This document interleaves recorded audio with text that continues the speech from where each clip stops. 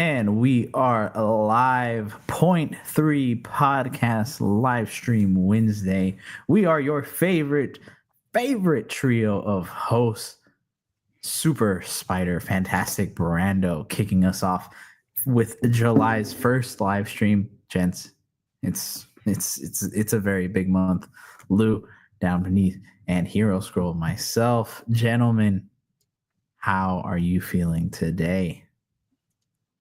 What do we say? Super fantastic spider. Super fantastic Jurassic, if you're feeling Jurassic. Oh, July. A little prehistoric-y? Yeah, a little bit. Huge month for the box office and superhero fans and dinosaur fans. Roar. And I feel like there's something else that's coming out, but I forgot. We know something just finished. Ironheart. July started with a bang. Bending some bullets, baby. June ended with a bang, and July started with a bang. Yeah, it's a good, again, as we've been saying for a while, it's a good time to be superhero fans. So if you're not, definitely make sure you are subscribed to us here at the Point 3 podcast, because we're going to be talking about all of it. And like a good friend of the channel, Nate, saying we are almost at 200 subs. So I think we're like 5 away right now. So can we hit it? I'm sure we can. Let's make sure we crack it. So share it with your friends, share it with your family if you haven't. And if you're watching this and you're not, hit that button. What are you doing? Yeah. But quick general housekeeping for what the next week of the podcast is going to look like, because there's going to be a big release. Superman is finally going to be here. By next week, we'll have all seen the movie. So really quick, before I also start with that, Heroes Con 2025 vlog dropping SB tomorrow at 8:30 p.m. I'm gonna do a premiere for it. So I've done one of those in the past before. We get to like watch it live together. I think it'll be really cool. We did it for last year's vlog, and it was cool to watch it with you guys and chat with everybody and kind of like commentate over it and see what funny stuff may be in the video. So take it easy, I'm excited. It's gonna be a great time. Yeah, it's gonna be a good time. There's gonna be some stuff you don't want to miss, so make sure you're there for the premiere. But yes, and even if you're not, one more thing, and you know where you could definitely watch it with us live in Discord. You'll watch Party 4. There you go. So yeah, Heroes Con tomorrow, coming out the vlog for that. Now, next week is going to be a little bit different because of Superman, since we'll be watching it that Tuesday. Wednesday, to avoid spoilers for everybody, we're not going to have a live stream. I know, boo, but don't worry. We're still going to record something, just us three. We're going to drop a non-spoiler review and then a spoiler review at the end of the weekend. So that way we can still talk about it. And then that following week, we'll have a live stream where we'll probably inevitably talk about it a little bit more. And then we'll also talk about something else. So again, next week, no live stream. So sorry, but also not, because it is a big week. And we want to make sure that, we're not the reason for any spoilers out there, especially if you're not able to watch it on that Tuesday, or if you're not able to watch it till later on in the weekend. And also to avoid any spoilers from anybody potentially coming into the chat. So that's what's next week's going to look like. But it's really exciting. It's really exciting because it's here. It's here. We recorded a video on Monday talking about it a little bit. Both Fantastic Four and Superman. That kicks us off really for this month. That'll be coming out this weekend. But this is going to be the big final preview for Superman before we talk about Ironheart later in the stream. Gentlemen, let's just go ahead, fly right into it, right? Let's not even dive right into it. We're going to fly right into it because Superman content is about to be sick. Brandon, I'm going to throw this over to you as the fellow brother in Superman shirts currently. It's been, at this point, a little over a year and a half. Almost 2 years, to be honest, that we've been talking about this weekly, almost daily, about this movie. Hourly? Yeah, I was gonna say. I was thinking about it every second. Yeah, at this point, within the past like The 3 theme weeks, song it is has stuck in been- my head. Yeah, it's been hourly. So now that we're here, now that the time is nigh, under 7 days away from watching it, how are you feeling? What are you most excited for? I'm there's so much. There's so much. I'm excited to finally see it after these 1.5 years of speculations and being hopeful for it and thinking that it's following along with it has honestly been a blast 'cause I haven't really like followed along with a movie like this since No Way Home, and this has been more just like genuinely like just wanting to see the following along behind the scenes stuff and not like scrounging for leaks like I was for No Way Home. So this has been like fun and it genuinely feels special and like it's gonna be a great movie for anyone and just anyone if you like James Gunn, any comic book fan. It's got a lot of we've seen a lot of funny elements in the trailer. We've seen a lot of cool moments and like serious moments in the trailer. I think all the marketing and the teasers and just the way it's been set up has been great. And seeing it finally be just a week away feels like, amazing and like so surreal. And getting to see it on a Tuesday feels awesome too. Sorry, Blur Media. That you can't do that. It's quite unfortunate. But we get to see it on a Tuesday night and it's amazing. It's so freaking awesome. But I'm excited to talk about it once we have seen it and see where the DCU goes from there. And I'm really hoping for a Supergirl reveal. There has to be one. And I'm just so excited for Supergirl after Superman. So it's like the hype train isn't over after this. No, it's gonna keep on chugging. It's gonna keep on chugging. But like Nate is saying, this film is really a moment in the world, and I think as we get closer and closer, we see that. And Lou, maybe you can talk about this a little bit too, and what you feel. And I know you've kind of talked about it, how it feels huge for you. Yeah, I mean, for us, we always have kind of said, over the course of this podcast, the biggest and best movies feel like true events.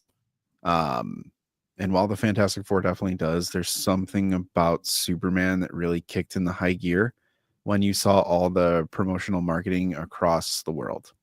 Yeah. And just the scale that it was on. Like Asia, they have tons of stuff. Europe, they have tons of stuff. Australia, South America, like Brazil's already popping off with like pre-sales and stuff. And it's a global takeover.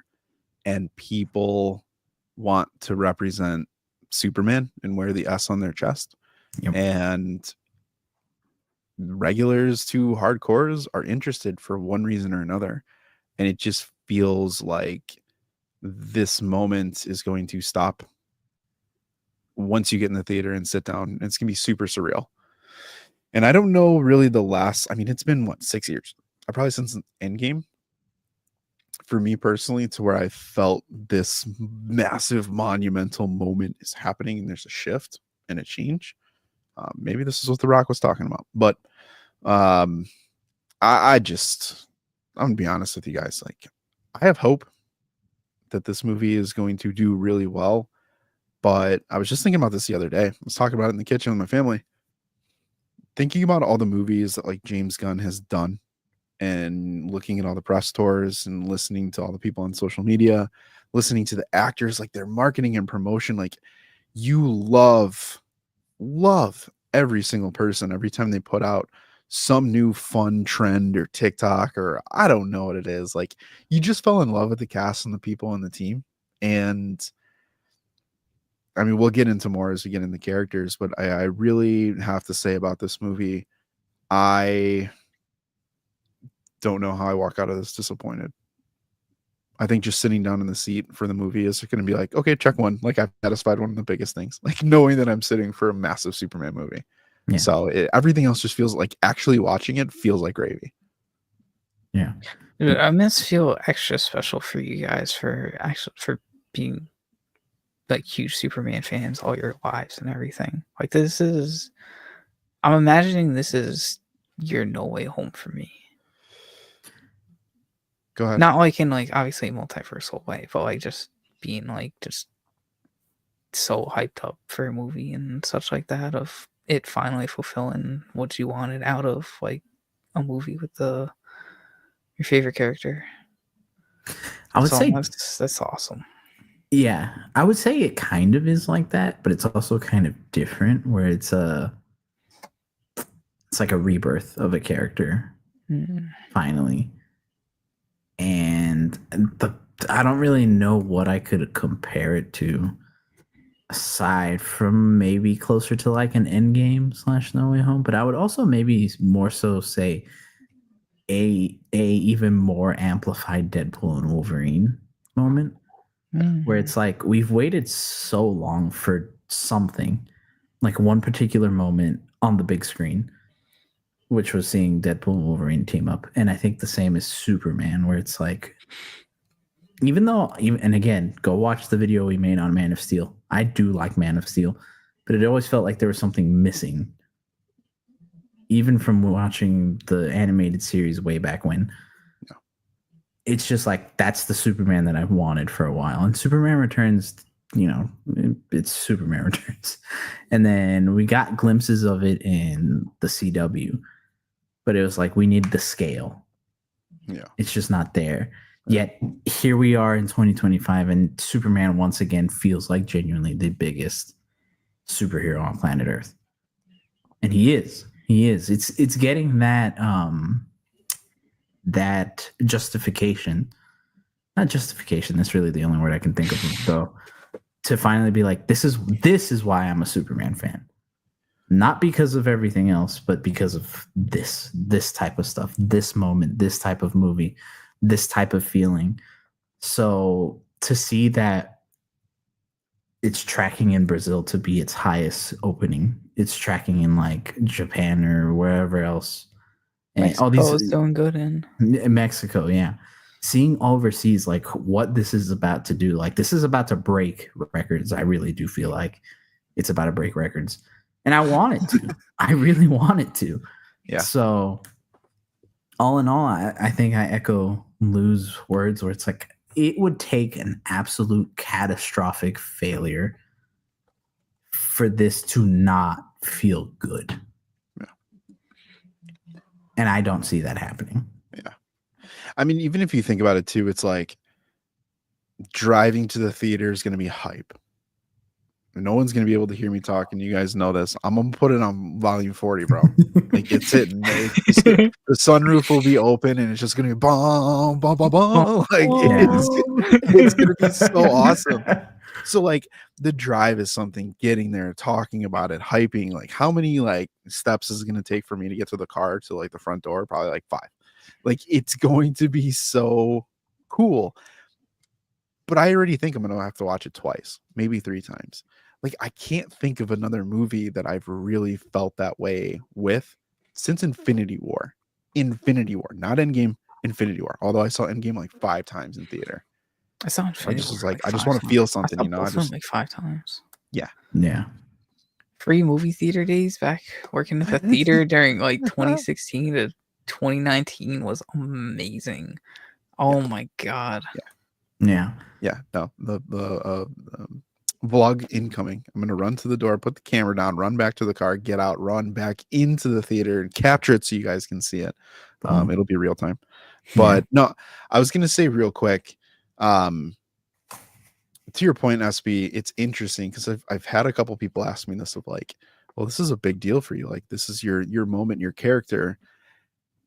And it's yes and no, because for me, it really is Batman. But Batman, I don't care. There could be one person in the theater. There could be a million. Like, Batman fans just kind of are there and show up and show out. So, like, I just kind of assume that. This is one of those where you want to feel everyone united for the first time, truly, like, across the entire freaking world. And I don't think Superman has ever gotten this pre-hype. I think we can all agree on that. Has gotten pre-hype like this, and he's an ace. And seeing an OP character get the love that Superman's getting at this point, I mean, you just got to be there. Like, it's, even if you're not a huge Superman fan, like, this is kind of like, it's must see, like must experience. And that's the big thing. Must see, must experience, event feel. You don't get this all the time. Like, this is rare. No. This is very, very, very rare. This month is extremely rare. But I don't know, y'all. I mean, I think at the end of the day, this movie could be that one superhero movie that is literally just undeniable. And you can't really say that about a bunch of stuff. I was going to say, it's interesting because I think every so often, and at least I want to say maybe since like the 2000s, a superhero movie comes out that just changes the landscape of everything. And for, you know, the 2000s up until 2010, I would say is probably like Dark Knight is the big one. The big one that I would say changed a lot. And then maybe Iron Man you can put like right next to it, but I would give the edge to Dark Knight. For the 2010s, I would say, yeah, I would say Infinity War Endgame is kind of the big event shift, like once a decade type of movie. Feels like Superman is the 2020s. Yeah. Which is so crazy because you can say that probably about No Way Home. You could say that about Deadpool and Wolverine. Yeah. But for this to feel, I want to say in a way, bigger than all those, it just is a testament to that. Yeah, I could argue. I think No Way Home, SB, I'm curious what you think about this too. Just like one, having an extreme Spider-Man bias. No, I'm just kidding. Being a massive Spider-Man fan, but also having experienced. That's fair. I was trying to let you off the hook. But like, I do think you have a unique perspective because you've been on both sides of this, right? And I think at the same time, No Way Home, I remember going to No Way Home, and that was probably one of the first post-COVID movies I saw. It was big. I think it was big. But it was like, I haven't seen a theater like that in a long time. Like, you couldn't park. Crazy. You couldn't park. It was basically like someone picked me up with a golf cart because I'm hiking 10 minutes from where I had to end up. And I got there hecka early. Everybody was doing the Spider-Man pointing memes, cosplayed off of that. Oh, it was a great time. Yeah. I remember I had a work party before my showing for it, and I was so mad because I wanted to like get there early and I couldn't. So I had my freaking Spider-Man shirt on underneath like my ugly Christmas sweater. Did you do it? No. Oh, under this. Okay, well, yeah, it was under. It was a Game of Thrones. It was a really cool Game of Thrones Night King sweater. So I was like, I don't know. Okay. I don't want to rip it. And it was like $80. So definitely ain't ripping that. But yeah, No Way Home was definitely an experience for me. One of the biggest experiences was I got this like a month before the movie came out, November, some like mid-November date. So I had full faith my boys were going to be in that movie. Because all the evidence was there. If you're denying it, it's just like you're the delusional one. I was gonna say you were delusional if you were denying it at that point. Yeah, like their suits were right there. But I mean, nowadays though, with all the AI stuff out there and shit, I don't know. Damn, I see why people are denying it. That's changed like crazy since that movie came out. Actually, yeah. So I understand it because like there is obviously Photoshop and stuff, but I was fully booked in. Yeah. And I think maybe SB, you can also answer Nate's question because I think he does have a good point. Does this feel like it has a bigger societal weight than Iron Man did kickstarting the MCU? You know, we gotta put the Spidey chef's kiss emote I made in Discord for this. Because as Lou was talking about the movie earlier, I genuinely thought of that same question before Nate typed it. So we're on the same brain, like same mindset with that.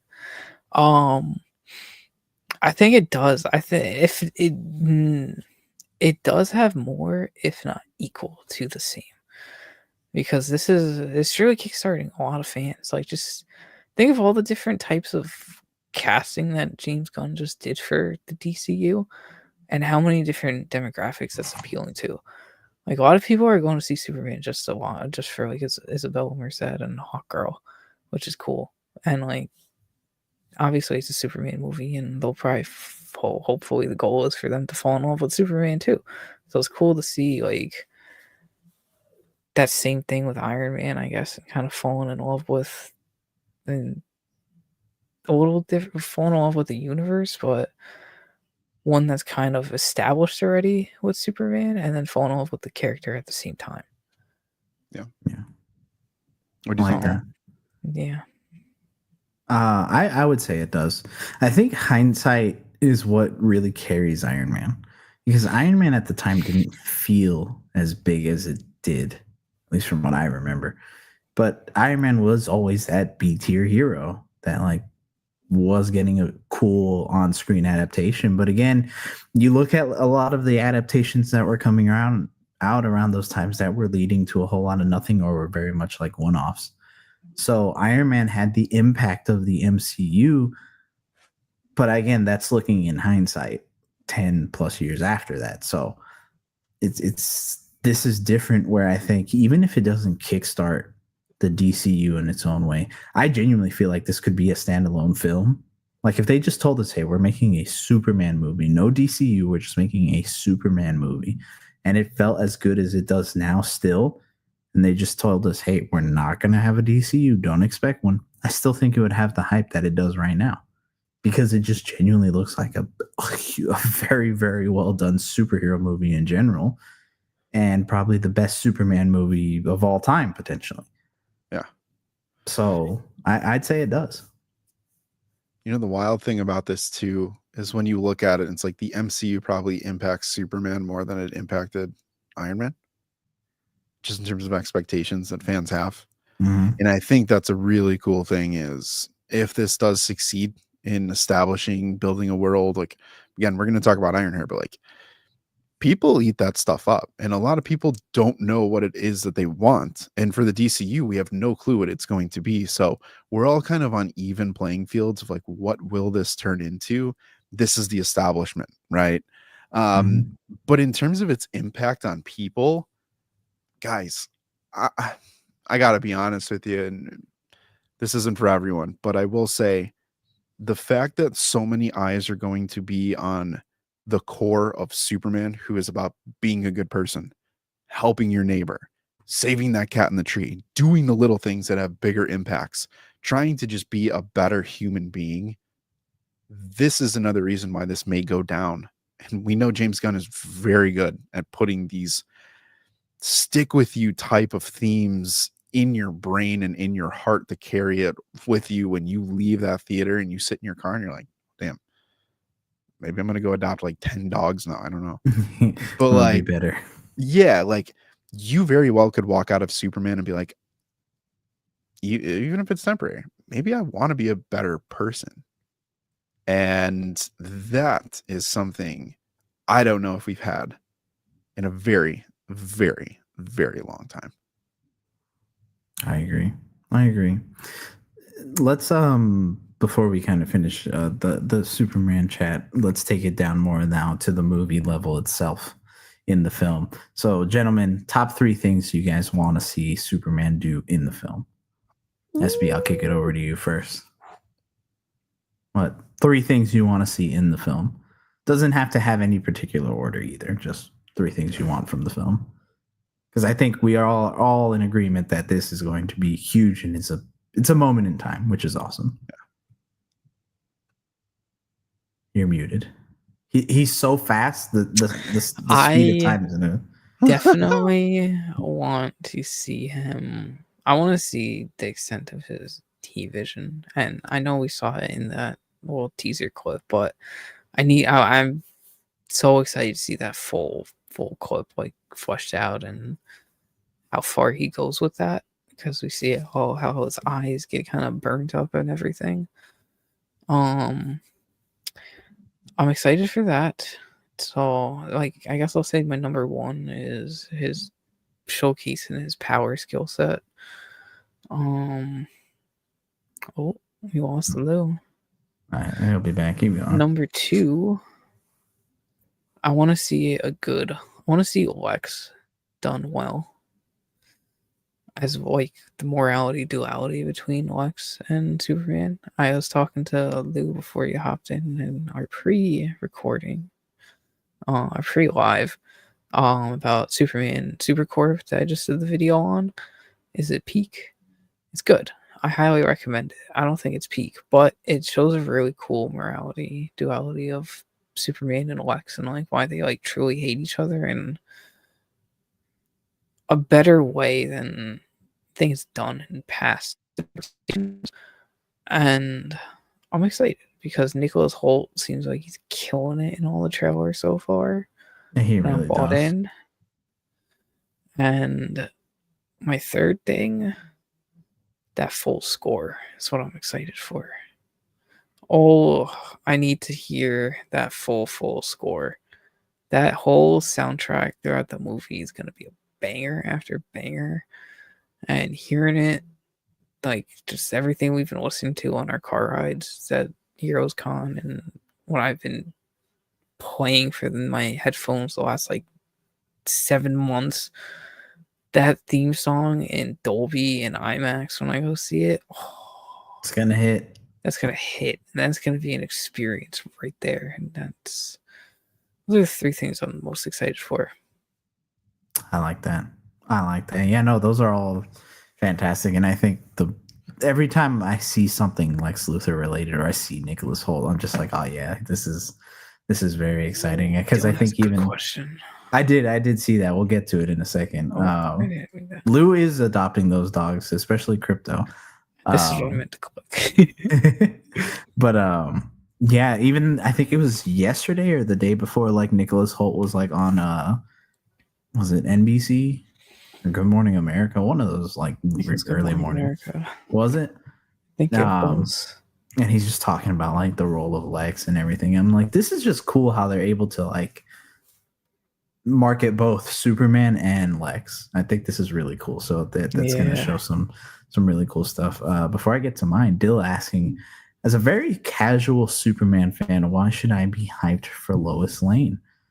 And I think they've shown you a good job as to why, based on trailers. Like, she's going to be the one that continues to ground Superman, but might also challenge him in some ways. I would say you've always found her insufferable. I think Superman and Lois does a good job of making you like Lois. I personally think. I get what he's saying with the Reeves movies. I forgot what the actress's name was. The original Lois from Christopher Reeves one. She's like a great Lois Lane, but they just, the way they wrote her character. I understand this comment watching it for the first time like this past couple years. So I would say just seeing like a different take on Lois in this and like her not being so like lovey-dovey over Superman like in the OGs. Giving her own character. Yeah, giving her own character. And like we've seen in all the interviews, Rachel's been like talking how much she loves like getting into the character of Lois, and she's a freaking badass. Like all the comics I've been reading to get ready for her, Lois is always being a badass and giving Superman shit, giving Clark shit, and they just have like a nice relationship with one another. Yeah, and giving them that spotlight together, I think, is important too. Yeah. Where maybe I would say Man of Steel does an okay job, and then Superman Returns, from what I remember, is okay. But I think you never really feel like super invested into their relationship, you know? So it's kind of hard to want to invest in her. But if they're able to land this right in Superman, I think more people will. Best version was from Injustice. R.I.P. R.I.P. that Lois. But no, 3 things. I think the number one for me, and I think we've talked about it. I know we definitely talked about it at Heroes Con. The portrayal of the powers. for Superman, and honestly the rest of the cast, be it from villain, engineer, Ultraman, Guy, Hawkgirl, Mr. Terrific, I think if you can show on screen your characters being interesting through their powers, that is something that will invest people immediately. And that's the vibes that they're giving off based on the trailers. SB, like you were saying, the heat wave tornado, I mean, it's so Checked cool. it into my veins already. It's so cool. It's so simple yet so effective. I can't stop thinking about the trailer now. Like as we're talking yeah. about this, it's just replaying in my head. Yeah, it's cool. The super speed aspect, if you even his breath, his super breath, if you can find ways to show all of that be interesting, I think it's going to be such an easy win for the movie. Even, for example, with things like Guy, like him flipping off that truck and out of the construct, that's the kind of stuff that gets people hyped up for your superheroes. So I think that's definitely one.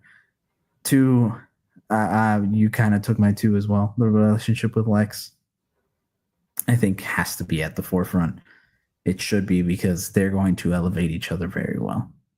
And the better, and to steal something from Lou that I know he says all the time, when your villain is good and better, your hero is going to feel just as good, if not even better. And I think the same can be said for Superman. So yeah, give us that. And then honestly, just getting lost in a new world. I think we talked about this on our For All Seasons episode, Superman For All Seasons, where we were talking about how the world feels expansive and how we want to see that in this. And that's something that I want as well, that I stick to. If we can get lost in this new DCU in Metropolis, Smallville, see a different side of a different, superhero world that we haven't seen in a very long time, that's the kind of stuff that I think it'll carry you so far, so very far when it comes to these things. So overall, yeah, I think those are the top three that I want. But there's so much more, honestly, that what don't I want to see is the bigger question. I'm just so excited I'm just excited for the experience. Like getting to see it on that Tuesday with a bunch of other people that are just as excited to see it early on that Tuesday.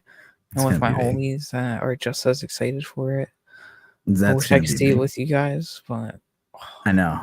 Next year, I think next year we're definitely going to aim for, at least the plan is to aim for Avengers. I think should definitely try to aim for Avengers or Spider-Man. I said Spider-Man. Yeah, it's Brick Month. Either one, I think will be okay. Yeah, either one's going to be like a very good choice. But Lou coming back from adopting his super dogs, so you'll see that in the Heroes Con 26 vlog. But Lou, really quick before we kind of end the Superman preview, yeah, we were naming the three things we want to see from Superman. What about you, man? I mean, Superman's power set for sure. 2, it's gotta be. That's all our ones. It was all of our ones. It's just 0.3 certified. Again, wait, 3. Hold on. Let me get in there. Oh, beautiful. It is. I mean, we'll have to talk about it one day. What was the better moment? I Herald or tornado laser beam? Hold on now. Because I Herald is pretty good already. It's pretty good. It's pretty good, but no, power set. I Herald Superman, dude. Someone on TikTok. If you're in Discord, send us. Someone had to have made a mashup of that. Please find it. They have. Please find it, and I will put that on repeat and go to bed to it. The flight, the power set. Number 1 is flight for sure. That's always been something that's just been so hard to do, and you know what I want to see underrated? I know he does it when he saves the little girl from the kaiju, but I'm curious if they're going to give him like speedster like qualities. I feel like they should in this as well. If they don't, it's not going to hurt anything. But I wonder like how fast he's going to be, not just flying, but just like ground speed. Like, he should be dumb fast. oh my gosh. But 2, Lex. 2 is going to be Lex. That was our 2. Was it? Yeah. I gotta find something. Sure. No, tells. dude, it's all good because I mean, I think I agree. I mean, we all agree. Yeah. And then lastly, I go back and forth on this one, but sorry, boys. I just want to see what they do with Lantern. That's like literally my number 3 for this movie is Lantern. Like the Justice Gang is going to be cool. Mr. Terrific, I feel like is going to be legit. And the cool thing, okay, here's the really cool of all the things we've seen in the trailer. I feel like Superman's dominating the visuals and the Justice Gang is like taking a little bit of a backseat. Y'all, they have nasty power sets as well. So whatever we see them do is going to be awesome. Yeah, what a freaking movie. Like, let it be Tuesday, 4th of July. Thank you very much. But let's Fast forward. skip on over. Yeah, let's skip. I would skip the day off work just to go watch this. Like I'll if work you told double. me you work a double and you'll get to watch Superman, I'd be like, give me the double. I'll do it. I'll do it. I'll do it. Yeah. There's so much more. There's so much more. Man, Superman at this point, 6 days. 6 days. Still asking, what does Lex have to accomplish to be a top tier villain? Oppose everything Superman is. Not Plain and peanut simple. jar. No Granny's peach tea, baby. Yeah. No. Real quick, in all seriousness, with that, I do want him to feel. I want him to feel like that mosquito that will never go away from Superman. Like even if Lex is on his deathbed, he's like, I will haunt you in my dreams, your dreams. Like you'll never get rid of me. You'll never get rid of me, and I'll do everything in my body. By the end of this movie, I want to feel like Lex is super obsessed. Oddly enough, me and my wife, we were watching Puss in Boots, the first one. And Humpty Dumpty's like the main villain. And like the big quote unquote twist is like him being in every moment of like Puss in Boots' life to lead up into the movie. Yeah. It's very silly. It's played for laughs, but it's like if they're able to find a way to do that for Lex and not obviously and not be silly, but for him to be like, I'm there for everything. Like I'm watching you, I'm your stalker type vibe, but not like weirdo stalker, just I am your biggest hater in every single way. If they can do something like that, that's the kind of villain that you're like, ooh, Lex is an issue. Channel the Superman hate. And listen, y'all, if you are opposed to this Superman, you should be in love with Lex in this movie. There's a character for you in this movie, guaranteed. You might not want to be bald, but right. Yeah. I love it. 6 days. 6 days. Even less, to be honest. About 5. Speed, do you have a timer? Do you have a countdown somewhere on your phone? I don't, surprisingly. What? I was gonna say, I'm surprised. I thought for sure you would. Yeah. No, I don't usually do that. Actually, I made a countdown on our Instagram for like a year ago. That's just like, so like every time I do like a new countdown for anything, I always see it there and I'm like, oh. I was gonna say, so I'm gonna get a notification in the middle of the night. Yeah. At 11:59. No, well, this is for the Friday because I didn't know about the Tuesday screening a year ago. Fair. But it just injected into my veins already. Do you guys remember ringback tones for phones? Did you ever have those? I did. I forgot.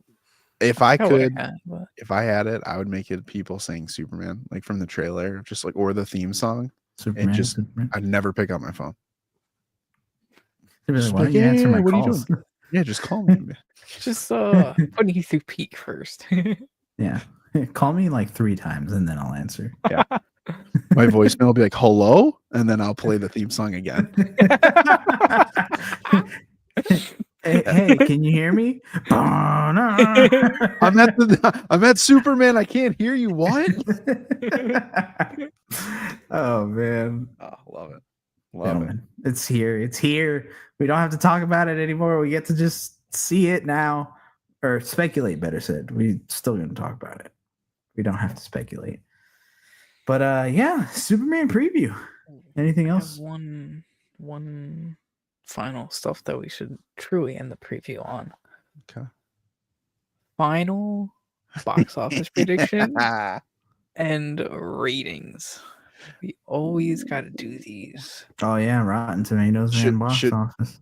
Should we give box office Brando the floor? Throw it out there first. Set the bar. No, we could do the other stuff first. Oh, you want to hear what we say first? No, I'm saying, I don't know how real it ratings. We is. could do the ratings first. No. 2 out of 3 said box office SB goes. simmer. Yeah, let's do ratings first. And then SB can do his box office. You gotta lay the gauntlet down. So, who wants to go first? I go first. Go first. Bro didn't want to go first when I was going first. You know what? I like the confidence though. I didn't want to do box office right away. I should have started off at the box office. All right, That's fair. I was gonna That's do fair. ratings That's fair. and then That's box fair. office. That's fair. Because we usually do ratings and box office. True. He's right. He's right.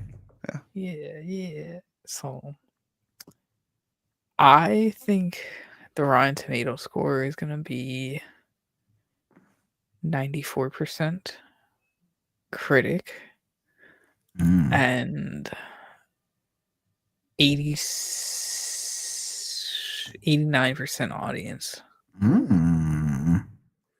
Just because it's gonna get trolled on there, unfortunately. Yeah. So the rating's gonna.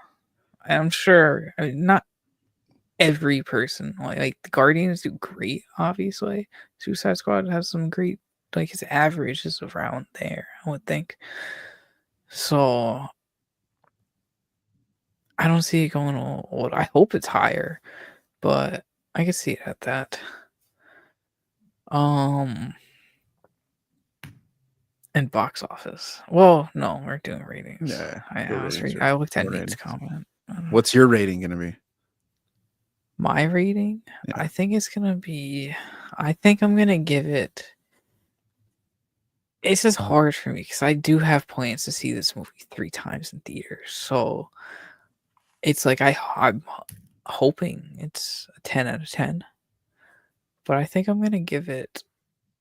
I think it'll be a 9 if it executes everything I needed to execute. Have like the top 3 things that we talked about and shows like a good. And David's performance is gonna judge that. Everybody's performances definitely. I think it'll be a 9.5 out of 10 for me if it hits everything. Well, hang on. What's it gonna miss? What's it gonna miss for you then, Doc? What's your biggest reservation? Let's put that in here for this real quick, because I think that's one thing. Like we'll give it an. I'm a little scared on the plot. Okay. A little scared on that, but I'm like, I'm hoping there's obviously a twist in there, and I just hope it's a good plot because we don't know much about it right now, so I feel like I have like a sense of like weak kind of. But I don't know. I haven't really thought about the plot that much, to be honest. That's fair. But I haven't really had to because everything else looks great. But that's just the one thing I've had reservations on, and just hope everything is executed and it's not just like a huge visual power set fest. Like you need that to be, you need that good plot to make Lex good, essentially. And like to me, they go hand in hand. So maybe my number 2 should be my number 1. Maybe. Well, all right. Oh, like fair. 9.5. Okay. Rotten Tomatoes, I think critic will be 85 and your audience will be 93. Ooh, okay. Personal, we're going out of 10, right? Yeah. Say it 9. I think a solid 9. I think plot is the thing that's lacking for me as well a little bit. That's been kind of my main thing of like what exactly is that going to follow? And then 2, I'm curious to see how they handle these newcomers into the DC universe and how much spotlight they actually give to them. I think you'll get some more than others. I think Mr. Terrific will probably get the most, to be honest. I agree. But I'm also kind of scared, or not scared. I think that maybe because of the other things they want to try to focus, Hawk Girl and maybe Metamorpho don't get a bigger time to shine. Yeah. So I would say that might be the one thing that lacks, but a solid 9. I could maybe even see 9.5. Yeah. Out of 10. Oh, I like it. I think Rotten Tomatoes critic is going to be a 95, and I think audience will be an 83. I think there are going to be a lot more people out here bombing it than we would like. I don't know. I think like if it overcomes and it's in the 83, I think anything over 80 for audience is going to be a massive win. Like a massive win. And the reviews that it gets, That's true. it might break records. Like I think they're going to be equally the amount of people who like try to nerf it are going to be like, I know people are going to nerf it. I need to make sure I, register something.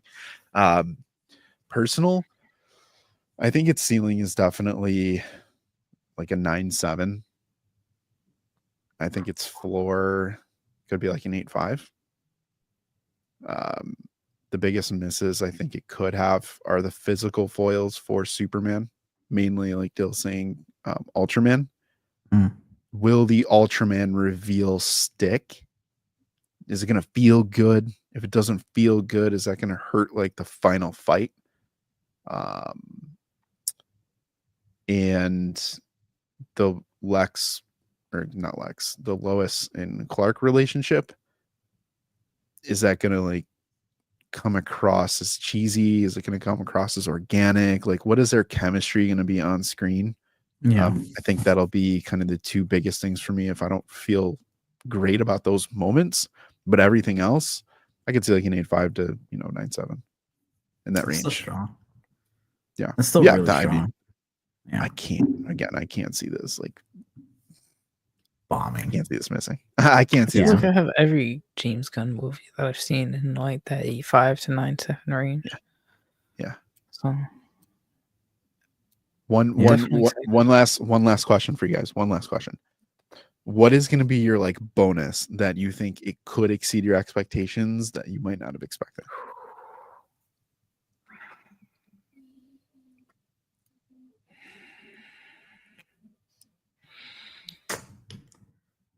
Could be the expectation. I'll give you my first one.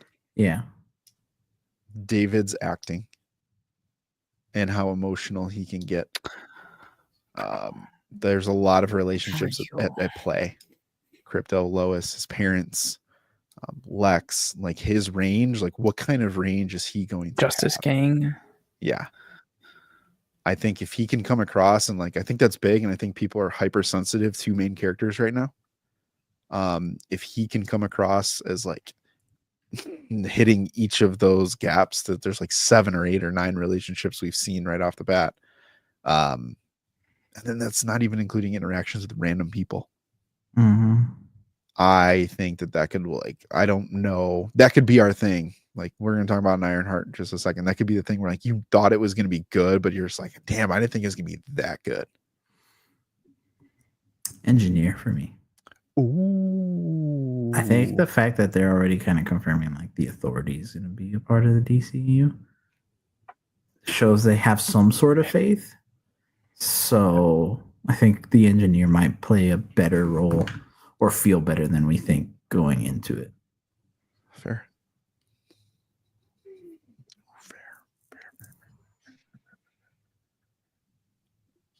Damn. I'm torn on, I'm torn on mine. Supergirl doesn't count, bro. I know. That's why I've been thinking of something else. I was joking. What? He's like, no, for real. I don't mine think was it Supergirl. doesn't count. I feel like they'd be stupid not to somehow like do like a Supergirl cameo at the end or like post credit scene. I don't know. But I feel like this is easy hype into DCU stuff. So there's always with everything James Gunn has said over the last 2 years, there's always like the speculation that it's not gonna happen. But I really want it to happen and hope it's in like it is like a No Way Home thing for me. It's gonna happen. Okay. It's gonna happen. What's But gonna it still exceed your feels like it's expectation? not. So what would exceed it? I think Baby Joey brings in Super. that would be freaking hilarious. I think I don't know because I have such high expectations for it. No, bro, that's fair. I mean, if there's nothing, So I it's mean, like the it's movie's gonna show us. I was just curious if you guys like what could be that thing that hits that like maybe we haven't thought about yet, but that's fair. It's fair. It's fair. Okay. All right.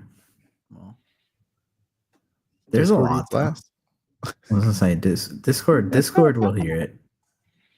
I think there's a lot. Box all right. office. I was gonna say let's hit it really, really quick, shotgun style, because we gotta get to Ironheart. SB. I'm sticking to my 1.5 billion. Ooh. It's 1.5. It's looking great international and domestically because Jurassic World's not looking too good right now. So that makes me feel like people are gonna skip that and go to Superman or save their money for Superman. And obviously, as we've seen at Heroes Con, look at all those Superman to Fantastic Four shirt ratios coming to a vlog near you soon. The true Lord. determinations of the world. And Yeah, the true hype, North Carolina. Damn right. Good old Charlotte, North Carolina. Lou? 2.1 billion. Two. I'm going for the two, baby. We're swinging for the fence. Babe Ruth is pointing to left field. 2.1 billion worldwide. Damn. Two. I'm going That's to two nuts. spot. I'm going to two spot. I don't care. It does have China. It does have China now. I'm going to two spot. I'm going to officially. I'll say 1.3 million. Yeah, 1 million only. No, 1.3 bill. Yeah. Yeah, 1.3. So we each have a billion. Yeah, I think it breaks a billion. Yeah, but easy. Okay. I think 1.3. I'm going big. Hey, shoot for the moon, baby. Hey, look, if it does, that'll be awesome. I hope it does. Then you guys both have to get me a Superman Funko. We'll let SB do that. Why does it always have to be me? Because you still technically owe us. Because we never got our Heroes Con one. I don't know if you put that in. Did you put that in the vlog? What? The timing? No. Oh, okay. Off screen, everybody, really quick. Off screen, we have a disdain for Charlotte Airport. And SB guaranteed us that he would be off the plane by a certain time. And if he didn't, he would buy us something at the con. Well, that didn't happen. Neither of those things happened, actually. He did not get off the plane by said time. And we didn't get what we were promised. So that's why I say, Lou, he'll just get you two of them because he'll pick up my tab for it. Yeah. Too many mystery girls. I was gonna say put it in a mystery box and then put it in a mystery box and then you'll definitely get it. Wait, are we doing for box office predictions? It's closest without going over, right? Yes. Are we doing just like over, high or low? Yeah, closest without going over. Okay. All right. Still sticking to 2.1. I don't care. Do it. Hey. If it does. I mean, I was the same idiot that said Deadpool and Wolverine wouldn't hit $1 billion, so. That's why I'm shocked over here. I'm like, damn, This time we're going the opposite direction. This time, dude, I'm full throttle on this one. he learned. Yeah, I mean, it's got the Deadpool and Wolverine hype, and it's not a rated movie, so I it's really. overcorrected. I overcorrected the wrong way. Oh Lord, I could see it. Yeah. I could see it. All right, all right. It's Ironheart. Yeah, Ironheart. Under 5 days. Superman. Are you excited? Let us know in the comments and in the chat. We know you guys are, but if you're watching this after the fact, definitely let us know. I think at this transition. Point, I was gonna say, I think at this point, SB is gonna bid us adieu because SB boo him, shame this man. Hasn't seen Ironheart. Booze for SB. Boo. I saw the first 3 episodes. First 3. It doesn't count. I didn't see the last 3. I'm sorry. I've been working 60 hours and no working one on cares. So is Riri building that suit. Boo. Yeah. True. Yeah. Chat did not like that transition. I'm gonna go watch it now. All right, have fun. But we'll bid you adieu. I'm gonna head out. All right. Oh, that was good. I liked it. But he messed it up. All right, Lou. Let's talk about this show, man. Ironheart. The series finally finished this week after last week coming out with the first 3 episodes last night, coming out with the final 3 episodes. Don't worry, we're going to talk about all the spoilers. So, spoiler warning in case you haven't seen Ironheart. This is your one and only warning because we are going to go in because we're very excited about this show. So, Lou, overall, before we start getting into the nitty-gritty, how'd you feel about the show? Listen, went in thinking it has a chance. The trailers did wonders for this series, and I think by the end of it, the trailers were spot on. I watched them probably too many times, and then editing videos, I watched them another gajillion times. But I'm like, dang, these are really good. Like, these are really strong trailers. But it was enough that it told a story to intrigue you, and that whole kind of vibe and feel carried throughout each piece. And I thought it was super cool when we were talking about this off screen of like the 2-part 3-episode event felt like a movie, like movie level sitting there in the time that you dedicated to this. But again, if you are a fan of the MCU and callbacks and lore, this had it. If you are a fan of a character that is intriguing and a storyline that makes you guess and sometimes gasp, this was it. If you are a fan of just every character for the most part having some sort of relevant moment and feeling pretty good, even the criminal crew under the hood, usually they're useless. They're gone afterwards. They felt impactful all the way until the end of the series. And Riri's ride all the way through had a massive payoff in the end. So it was a really, really solid show. I know last night after I was done watching it, so like 7.9 out of 10. 8 just felt like weird, but I didn't want to go any higher. But I'm going to give it a solid 8 out of 10 for me specifically. I think it stuck the landing and it took off really well. And if you are someone who has watched Ironheart, go back and look at what Ryan Coogler said before this. And I guarantee you the character of Riri Williams will feel even better when you listen to the creators and producers' comments on why they chose to make her the way they did. So many people throughout this are questioning her motivations, her thoughts. This isn't relatable. Promise you, listen to the people who are in the know. Yeah. It's worth it. Very much worth it.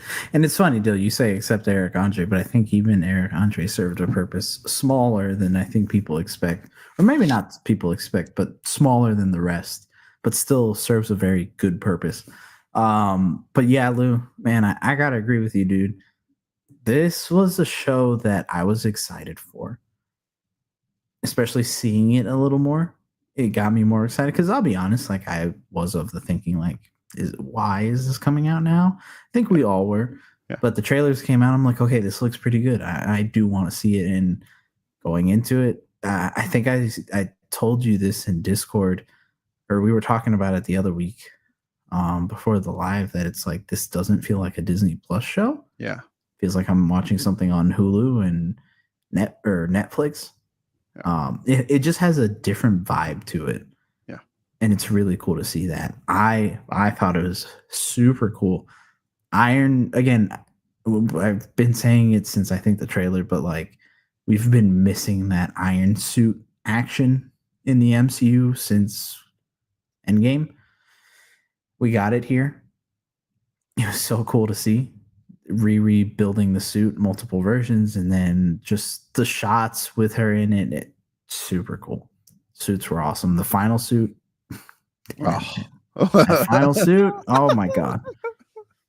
Awesome suit. The action, great. Like I said last week, every character is there for a reason, and the way that they connect them to the hood, the way that they connect them to the rest of the gang, and just how all the characters connect into this one story feel really awesome. Yeah. And that continues into the final 3 episodes. They were able to build the world of the MCU up and the lore of the MCU up in ways that I think we didn't expect possible, and we'll get to that. Overall, I gotta say 8 out of 10 as well. Like super solid 8 out of 10. I don't know if we're getting a season 2. I'm okay if we. I do.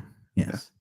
I was gonna say I don't feel like it needs one. I feel like you can continue this story in a different project, potentially a special presentation type film-ish, or some other show or series like a Champions or a movie. But I do want a season 2. With the way this ended, I want a season 2. Yeah, which is a testament to the show. 100%. Like even when you look at like Miss Marvel and how she went to the Marvels, and then you still had like her dad show up in Daredevil, and like I would like to see these characters still show up across the MCU and continue like building out that cast of characters that come back every once in a while. But yeah, does it have to be in a season 2? Not necessarily, but would I want a season 2 of Ironheart, or in addition to someone else that's in here? For sure. Before we get into like the juicy parts of episodes 5 and 6, I do want to just focus on one thing, because I think this has been kind of the most contentious point of this show, and that is the character of Riri Williams in the MCU. And I will say, I think one benefit that we had going into the series that I feel like just a lot of people didn't have, for whatever reason, they just didn't want to rewatch Wakanda Forever, but we did. What was it, the week before? Mm-hmm. The weekend before. And you spent extra time with Riri, seeing the character of who she is. And to your point, you were saying like the show picks up obviously afterwards, but it felt like that character that showed up in Wakanda Forever was on our screen here through and through, and continued on her own solo journey to get to the point where she did something that we'll talk about in just a minute. But I did like Dominique Thorne as Riri Williams, and I think it's something you said earlier offline of like, she is who she is, and this is the character that we got, and it felt a lot more intentional than poor acting or bad acting for the most part. When I look back at Riri, the first third and then the second, or the first half and the second half of it, there is a level of sadness that I think people just assume she shouldn't have, that she's dealing with the whole time in her own way. And it took a second to be like, this is how someone is reacting to it. Just not the way that I wanted them to react to it. And because I didn't get it how I wanted it, it was bad. Yeah. And that was a perception shift for me. And when I go back and think of all the things she's been dealing with and all the things she has experienced in her younger age, she's experienced way more than tons of characters in the MCU have. Absolutely. And I think she ages very well in a quick turnaround in hindsight. Yeah, 100%. And I think there's a lot of people that are like, oh, I don't like her because she's arrogant. And it's like, well, that's the point, though, is that, yes, she is arrogant. She's trying to, and everybody around her tells her that, and she's trying to learn how to accept the help of others, which, funnily enough, if you like Tony Stark, they're telling you the same story through a different lens, where it's like you have an arrogant person coming down from that little by little. Tony isn't really the Tony that's in like Endgame till probably what, Avengers. The rest of the time, Iron Man 1, Iron Man 2, he still stays the very arrogant, selfish Tony Stark for the most of it. He changes smaller stuff like Riri does, but the big shifts don't come till later. And I think people don't, for some reason, don't remember that, or don't want to remember that, or just because of the greater MCU forgot that it took that time to get there.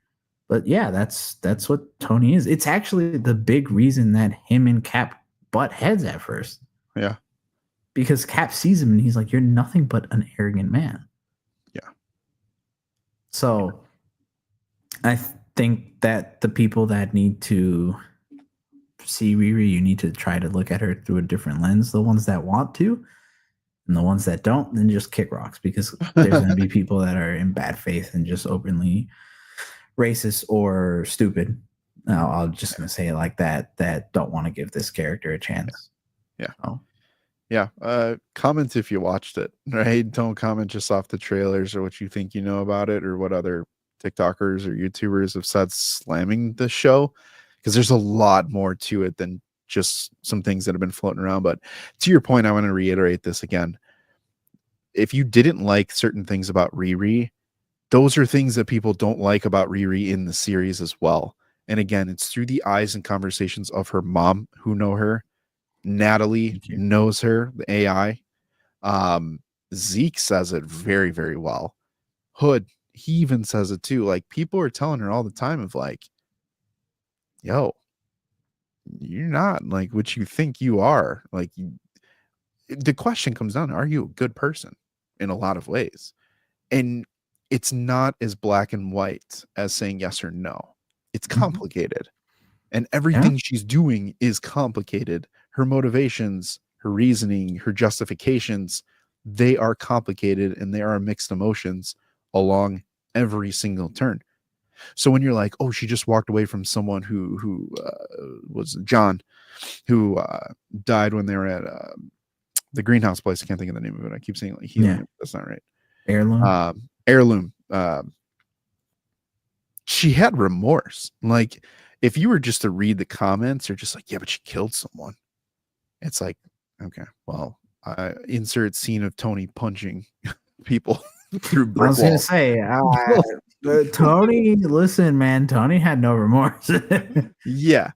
So I mean, there are moments where she's second guessing, this doesn't feel right. And then, you know, she definitely does go down that heroic path and ultimately comes together with her friends. But there's still something at Riri's core that there's room for her to grow in her story, y'all. Like, her story's not done. This is a long-term character that we were introduced to.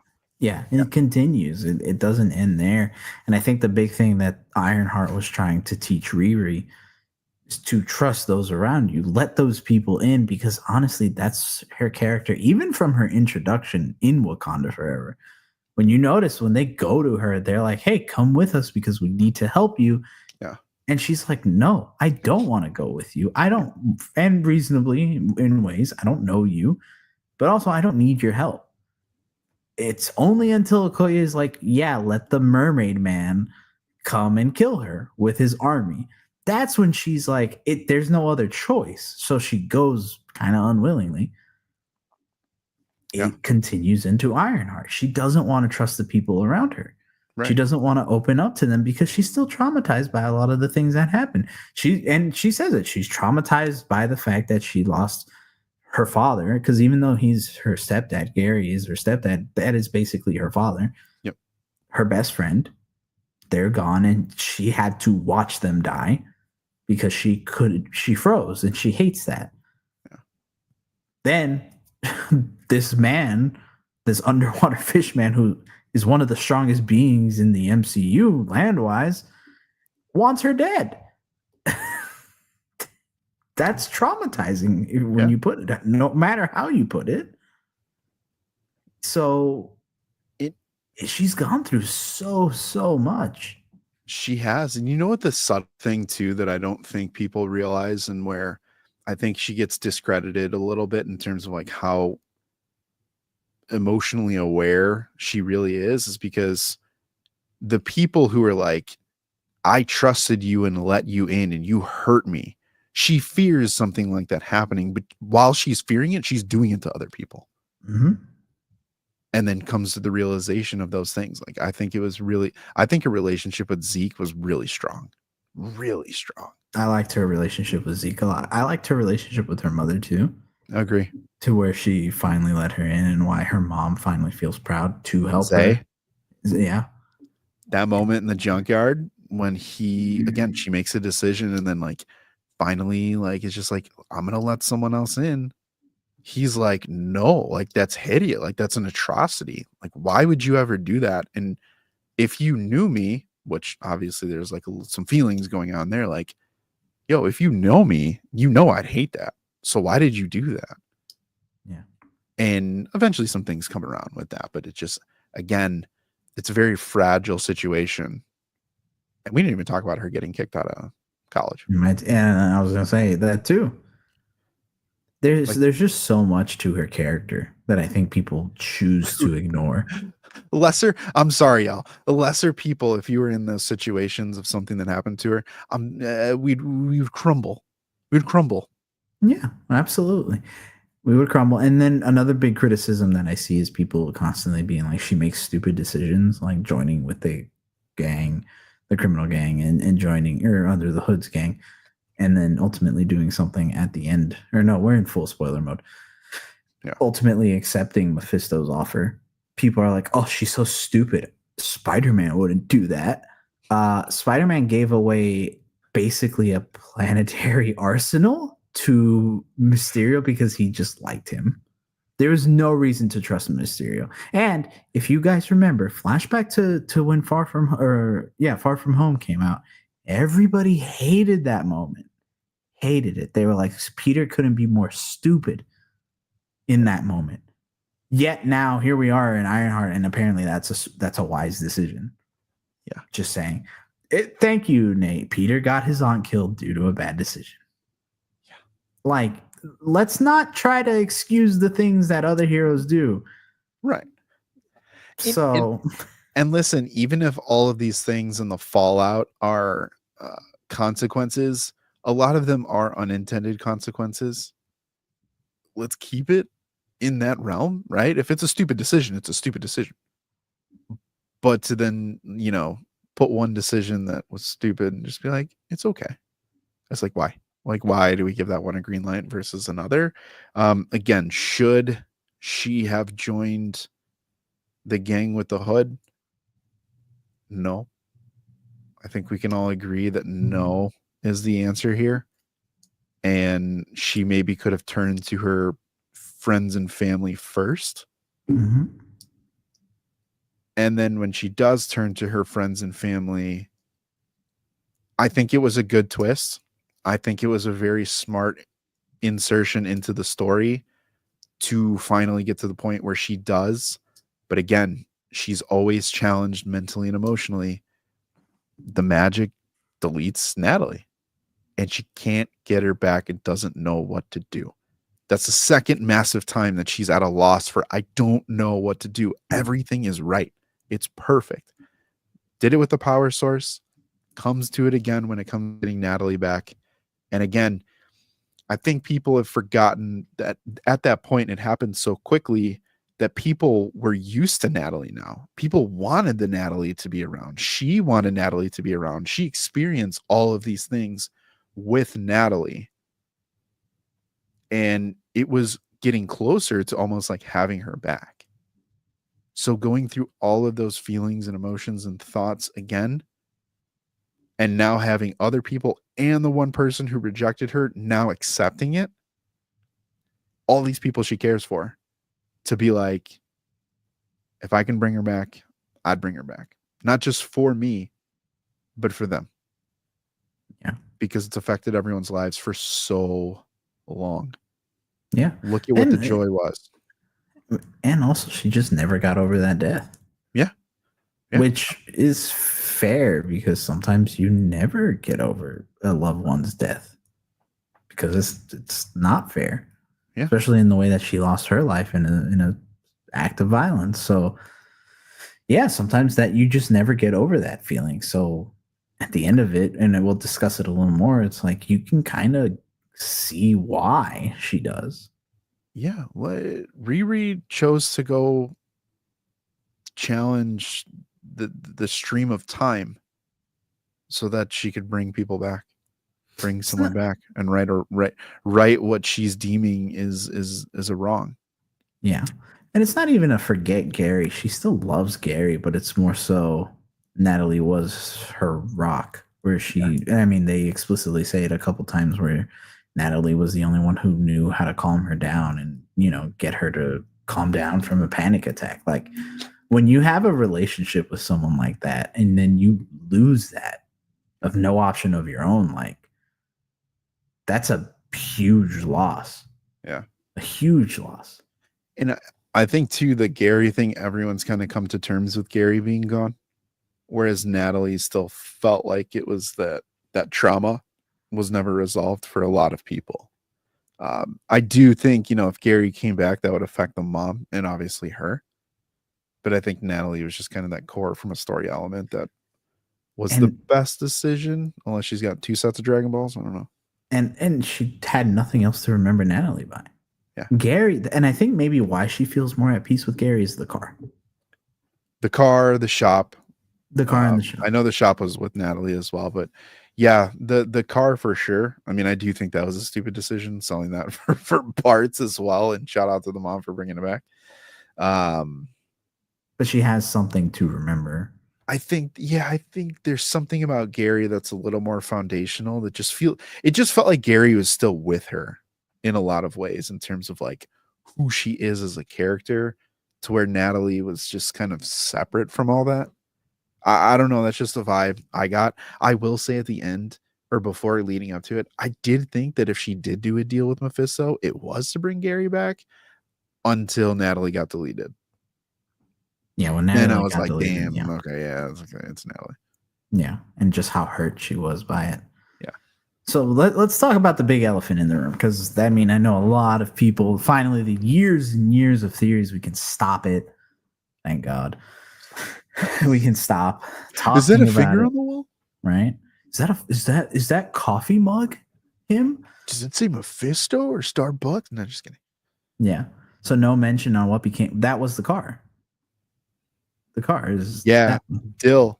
The car got sent back. She sold the car when she got back so that she could have money to fund her project for her suits. Mm-hmm. And then when the car was sold and Riri came back, the mom went and found the car and bought the car. And then that's what they used at the end. Yeah. But Mephisto. It would look a little more like orange red though than it is. The paint I was was gonna say it looked a little different. Maybe a different angle. Go ahead. Yeah, they took liberties once they bought it, Yeah. But Mephisto's finally confirmed in the MCU.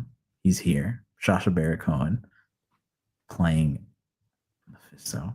So I'm gonna be the first to come out and say this. I was an avid person, avidly against that.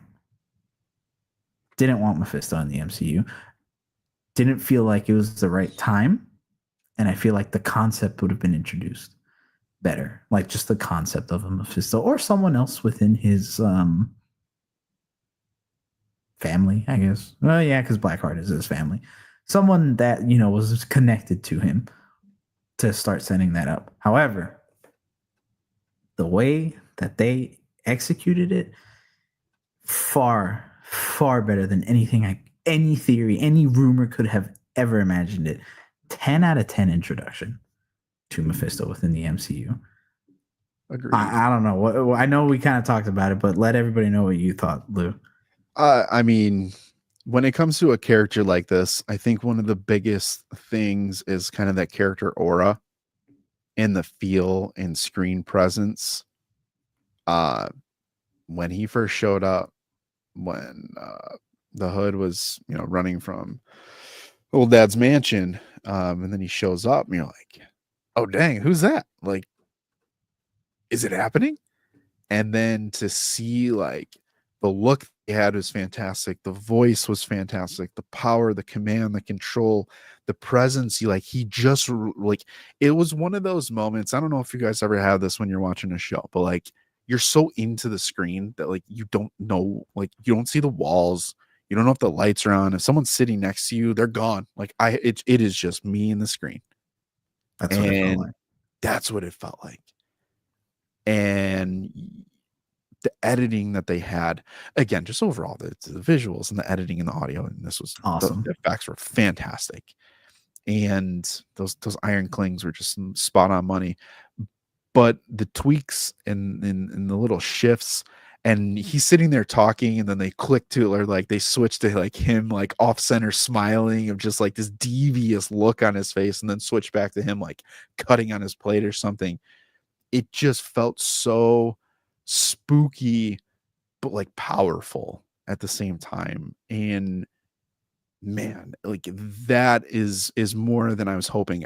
I was Part of me expected like kind of like a slimier demonic version of him to be like sleuthing in the corners and stuff, to be like, come over here, I'm in an alley. But this is just like, baby, I'll be anywhere that I want to be. Like that, I'm him. Like that's how it felt with him. Yeah.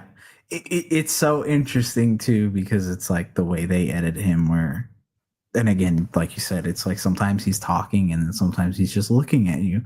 Yeah. Like in a way that's like a longing gaze of like, I want you. Like, yeah. Yeah. But, and it's so interesting to where, because he does it with both Parker and then Riri, he doesn't give him a choice to sit and listen. That makes you Parker, think. he kind of does, but not really. Like, if you think about it, he's more like, I'm offering you an escape, like, get in here. And then with Riri, he's just like, sit down. Yeah. And then he proceeds to butter them up and like make them feel so good about themselves. Like the way he talks to Parker, he's like, yeah, you are a king, dude. You deserve this. It. Like, you need all this because I see what you are. He says the same thing to Riri, like, so much so that he uses the same lines that she does, and it's more of like a "you get me, don't you?" type situation. Iconic. Yeah, the iconic, the instant like we can make something iconic. Yeah. Make my millennia is such a like those small things where he's like he's so upfront with her because he knows he has to be more logical with her. Where it's like, look, I've made deals with kings, popes, what I forget, whatever else he said. Yeah. And he's like, but you're the one, like, you are special. Yeah. Like that it's just the way that he goes about it. And he's being insincere, but at the same time, you kind of question where you're like, is he being insincere? Yeah. I don't know. And then the way he shows his power, especially to Parker, when he's distracted because of the family, getting louder and louder. And then he's just like, not even snaps. He just like waves his hand and they just become statues for a second. It's like, he's like, you like that? I can do that to like everybody. Yeah. It's like, oh. Yeah, dude. Even when he's in the room where he keeps the hood, when he shows up and then like the accent, talk about that, dude. I love what you said about that. Oh, the accent change? Yeah. Where it just drops sometimes. And it's like what type of facade are you playing? Like what image are you trying to portray where he comes to you and he has like this American accent and then it just drops and you're like, uh-oh. And then he drops it with Parker when he wants to be more sinister.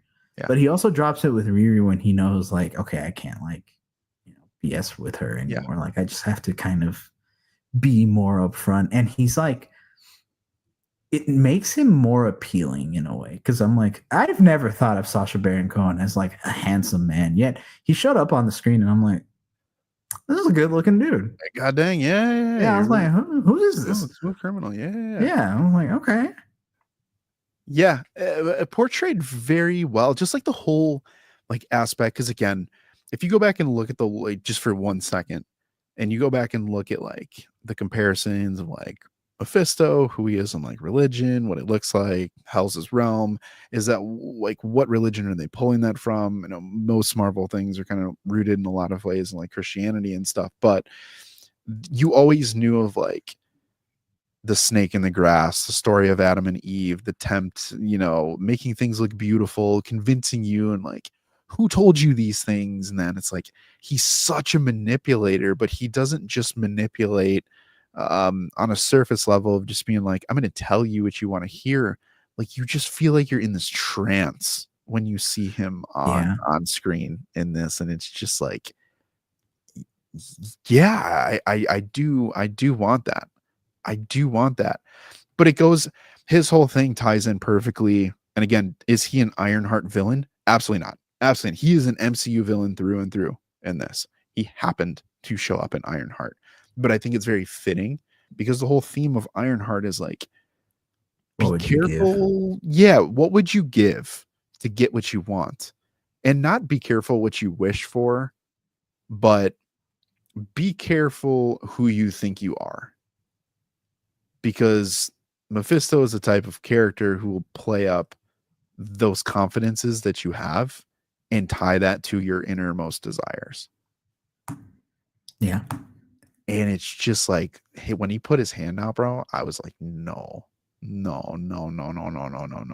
again, great edit to, especially with they kind of do it with Parker too, but more so with Riri, where he puts his hand out and she's like, they start talking, they keep talking, and then you flash into what we find out is later on, and you're like, oh, she took the deal because Natalie's there, and then she's like, run the AI stuff, and then this is before she reveals like she's an actual physical human. It goes back to them there. He still has his arm outstretched. She's like, you can't give me what I want. And then he looks at her, and then it's just like, you're right. Like, that sucks. Like, that does suck. Like, that's when he gets to her, and he's like, I can switch that. Yeah. And then again, it goes into, shout out to the edits with him where it's like he's slightly off camera. Like, not even in a sinister way. It's just, instead of it being like dead center, he's off to the side. His voice is distorted. It's echoey. Yeah. It almost makes you wonder, like, is he actually doing something to them, or is it just more of a because of who he is and he's this like primordial type of power and being? Is it just exuding off of him in a way? What would be better? I think I would really like if it's just coming off him. Dude, that's how I feel. Like you're in his gravity. Like, shout out anime for a second, but like when you're in his sphere of influence, like you're just under it. Like you're just under it and you don't know. Yeah. Yeah. No.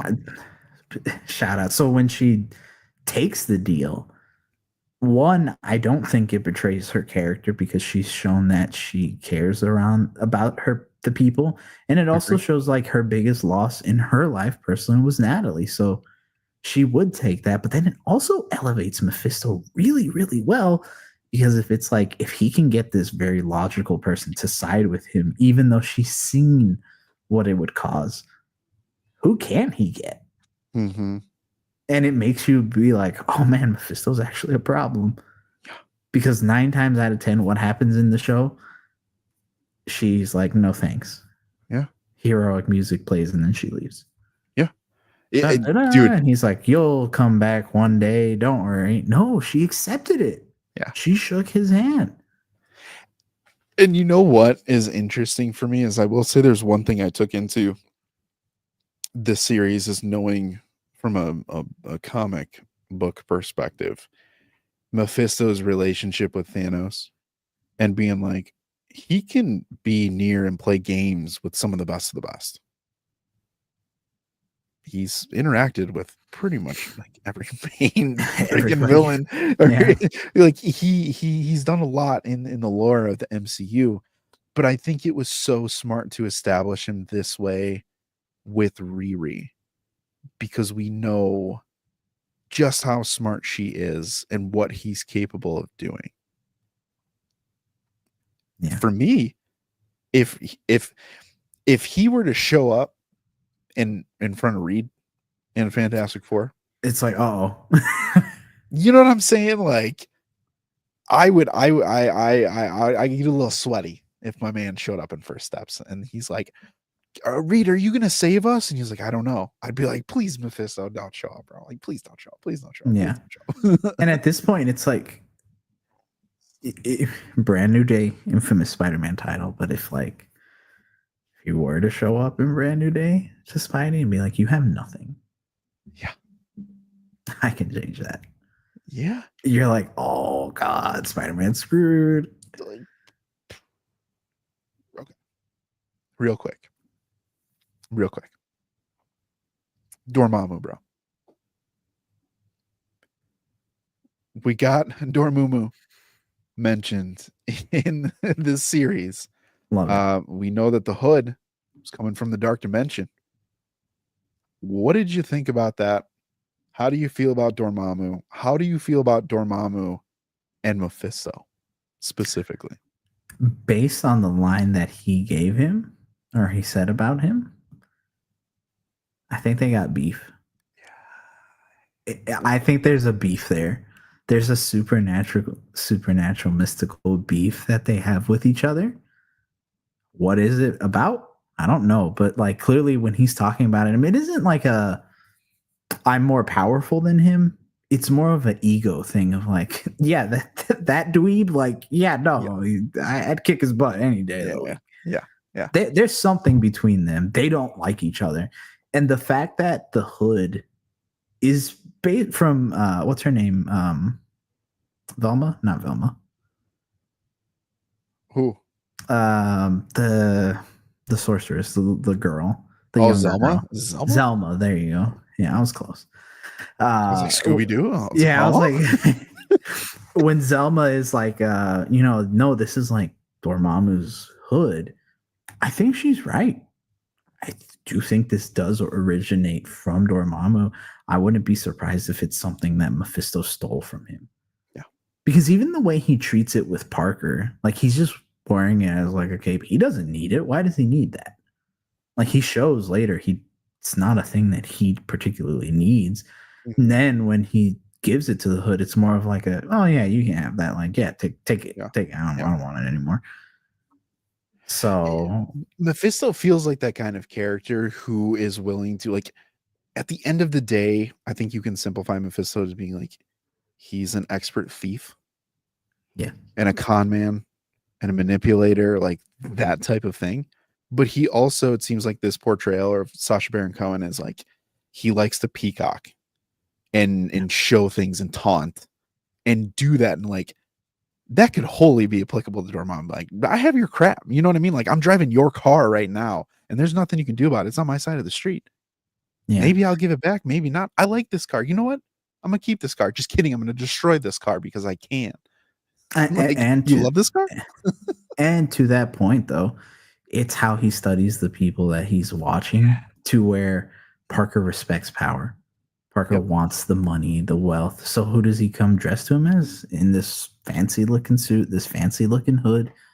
You know, he's all done up, dressed up. Every time you see him talk to Parker, he's done up. He's in a suit. He's in suspenders. He's talking to him in a position of like wealth. And you see when he talks to Riri, when he talks to Riri, he's done down. Like his hair's a little messier. You know, he has like a button up, like with a t-shirt underneath. Yeah. It's not the same portrayal that he gives. It's very, very intentional. Very intentional. Which is like, I would love to know, like, let's go future lore for a second here and just kind of like greater MCU is like, how is he watching these people? Who is he watching? And like, how far can he really go with this? Because again, like, you don't get anything greater than taking those walls down and being relatable. Like, it's like Slimy Sales 101 type of stuff. But, you know, that portrayal and that projection matters. Mm-hmm. And I'm super curious to see how deep the rabbit hole goes with Mephisto now. I could not say that before this show. Agreed. But I can guarantee you, for me, he went from being like we all knew that like Serpent Society is gonna be Brave New World, and I'm like, I'm gonna put you down here, man. I'm gonna put you on that shelf behind me, and like, I don't think we're ever gonna pull you back out. But Mephisto, 1A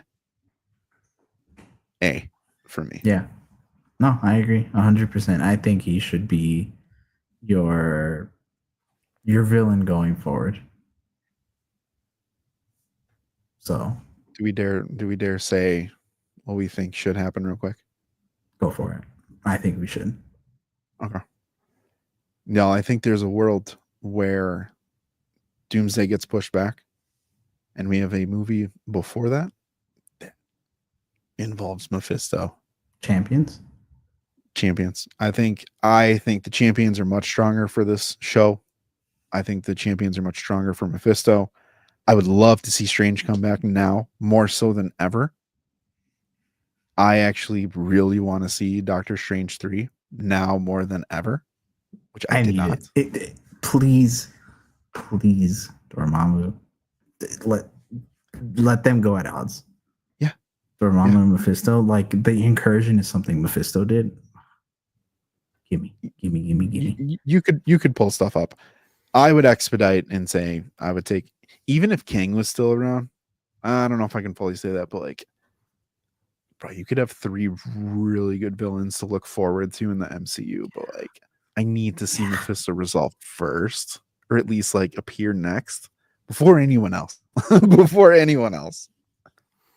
Yeah, and I mean honestly, like the way that they could do this is to where perfect world situation. Ironheart takes the deal.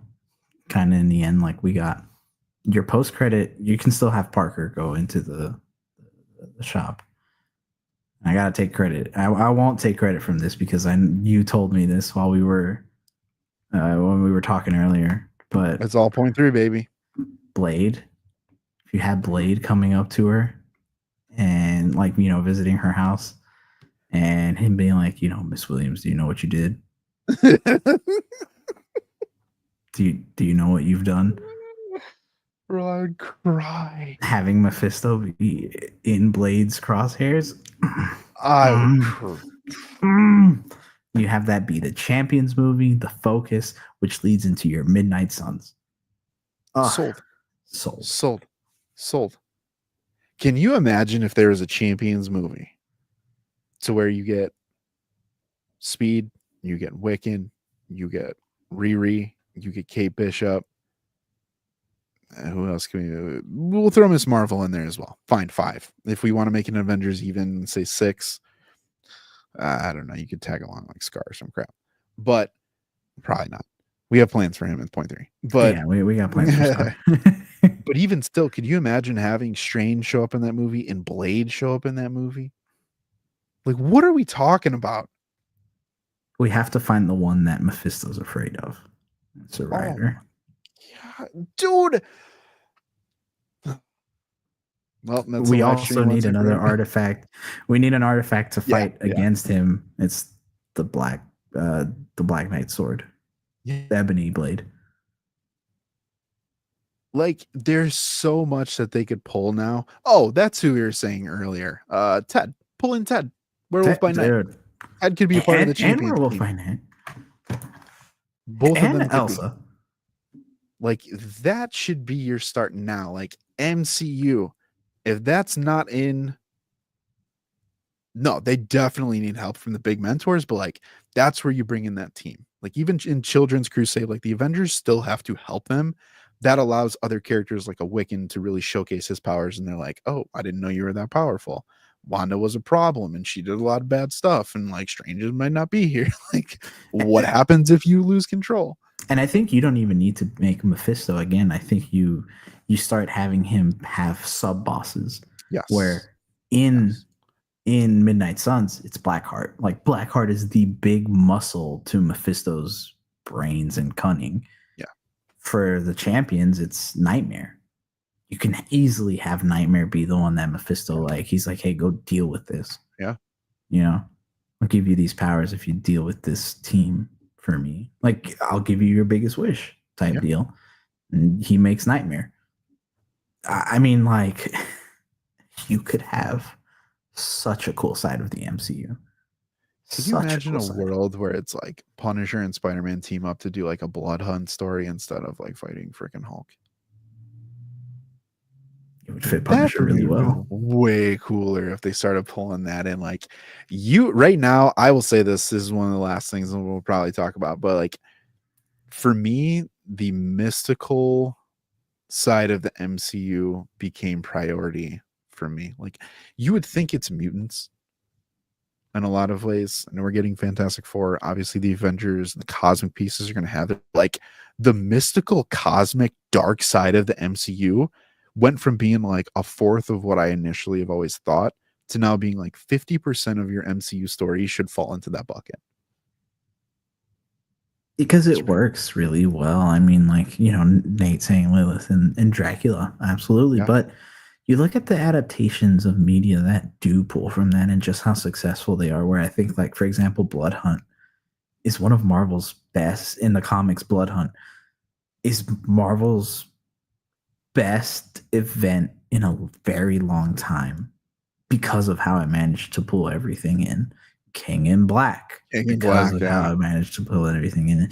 Don't look too far. Marvel Rivals is at our door, and they're like, season 1, what happens? Eternal Night.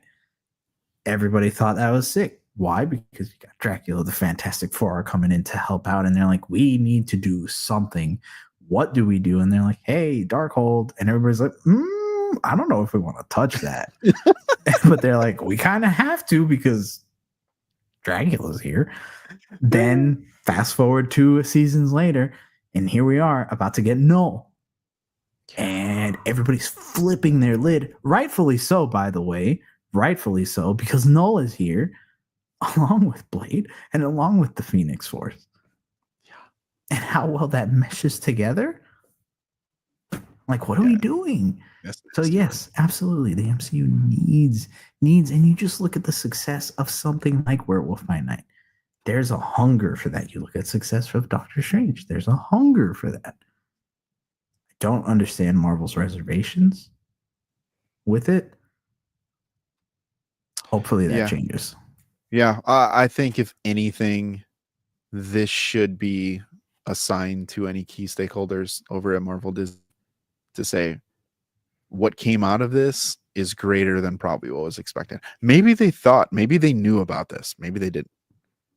But like, there's something to be said about the mystical tech aspects of the MCU and the darker side of the MCU. Wakanda should be a core and a staple. Like that should be the MCU hub. Take the Ryan Coogler realm and run with it. My guy just crushed Sinners. The concepts that are in this, like, there's some really strong pieces here at play that people can take and run with. And let's be honest, I'm not saying dive like full head into the horror genre, but I do think that some of the better movies right now that are some of the most enjoyable movies fall into that realm. Like you can play with varying levels of that in the MCU. I think that's how you revive Disney Plus. People like that stuff. I like that stuff. I just liked watching it. Again, Ironheart is fantastic. But I will say, from an MCU nerd standpoint, the world building aspect and the references, my God, the references were money in this show. 10. But the world building with Mephisto is right there. It's right there. And guys, I'm so happy. And I know we've said this. I'm really happy that this show did not come out when it was originally planned to come out, because I would have been pissed that we would have had no follow-up on any of this stuff to this point. They can switch it. There's time. Dear Marvel, dear FeigeBot, please. I think there's a world where you can run this incongruent with it, like Nate is saying, where you have something be the finale for this. And you have Secret Wars kind of be an amalgamation of both the original run and the 2015, where it is a proper Secret Wars where no one knows about it. And it could just affect a certain part of the MCU, but that other part runs separate. For sure. I mean, there's got to be a part of us to where they're doing things with these dimensional creatures or beings or elements that's going to be outside of influence in a lot of ways. But to your point, the like true Secret Wars, at this point now, I'm more in line to go the 80s route. You pull a super crew together and you're like, where the hell are we? And they're just like, figure it out. Here we go. I would do that. Especially if you mean to give me more Mephisto and more of that side of the MCU. Yes, please. Yeah. Bring in Ted, bring in WBN, bring in Bloodstone, bring in Blade, bring in Moon Knight. You have the characters. Yeah. You don't need to set up anymore. And I mean, again, Marvel Blade. He's crying. And not even we're crying because we don't understand how you can't get the easiest character right. When Marvel Rivals introduced him in 20 seconds and everybody's like, oh, Blade's cool. I forgot. Yeah, bro. Listen though, don't get me started on Blade storylines to where people are like, Riri makes stupid decisions. Blade's like, I'm just gonna kill this person, and Strange is like, what are you doing? Like, do you know you just set off a chain reaction in the underworld? And he's like, yeah, but like, I got a sword though. Like, it's cool. He's like, I'll kill them too then. And Like, them too. Let's. It's like, what are you doing? Like, when are we leaving? Let's go. He's like, we're going now, right? So I mean, like, I don't know, dude. All in all, man, I think it's so cool that this show spawned future thoughts and projections on the MCU and has like shifted fans' perceptions of what they would like to see next. Yeah. In a way that I don't think anybody was expecting. And if you were, you're a liar. Not to this magnitude, for sure. Not to this magnitude. But if you told me 2 weeks ago, hey, Ironheart's gonna be legit. The sub characters are gonna be really fun. And oh, by the way, Dormammu is gonna feel massive, and so will Mephisto. And I would have been like, I'm sorry, what? Like, was Strange in this show? And I'm like, no. Like, who else cameoed? Like, what are we about to watch? And you're just like, just watch the show.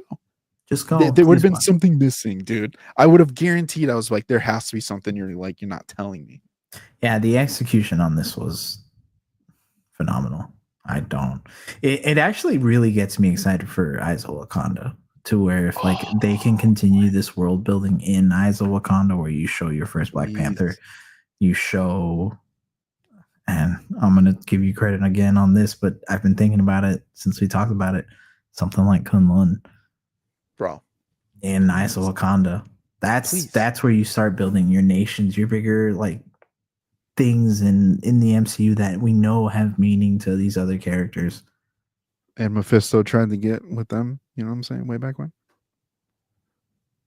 Bro, like since the dawn of time, we could have stories, y'all. We can have stories. Like what?